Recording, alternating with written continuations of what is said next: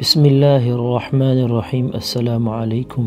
Baghdad کے بازار میں ایک حلوائی صبح صبح اپنی دکان سجا رہا تھا کہ ایک فقیر آ نکلا۔ تو دکاندار نے کہا کہ بابا جی آؤ بیٹھو۔ فقیر بیٹھ گیا۔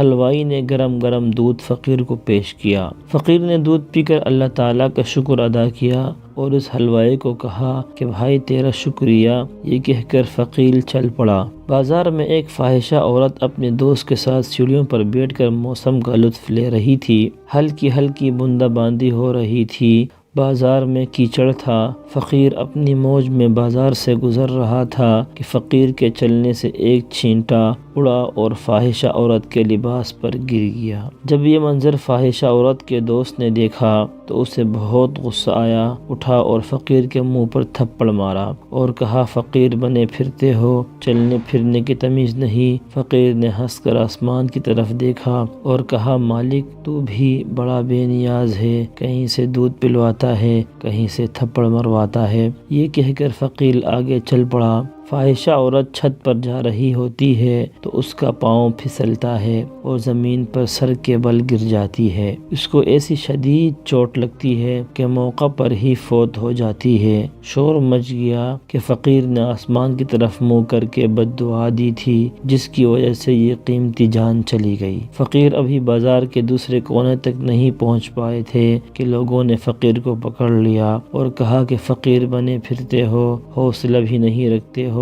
فقیر نے کہا کیا ہوا میاں؟ لوگوں نے کہا کہ تم نے بد دعا دی تھی اور عورت کی جان چلی گئی۔ فقیر نے کہا کہ واللہ میں نے تو کوئی بد دعا نہیں دی، اور لوگوں نے ضد کی اور کہا کہ نہیں تیری بد دعا کا کیا دھرا ہے۔ جب لوگوں نے ضد کی تو فقیر نے کہا کہ اصل بات پوچھتے ہو، میں نے کوئی بد دعا نہیں کی کہ یہ یاروں کی لڑائی ہے۔ اور لوگوں نے کہا کہ وہ کیا؟ فقیر نے کہا جب میں گزر رہا تھا اور میرے پاؤں سے چھینٹا اڑا اور اس عورت کے لباس پر پڑا تو اس کے یار کو غصہ آیا، اس نے مجھے مارا تو پھر میرے یار کو بھی غصہ آ گیا۔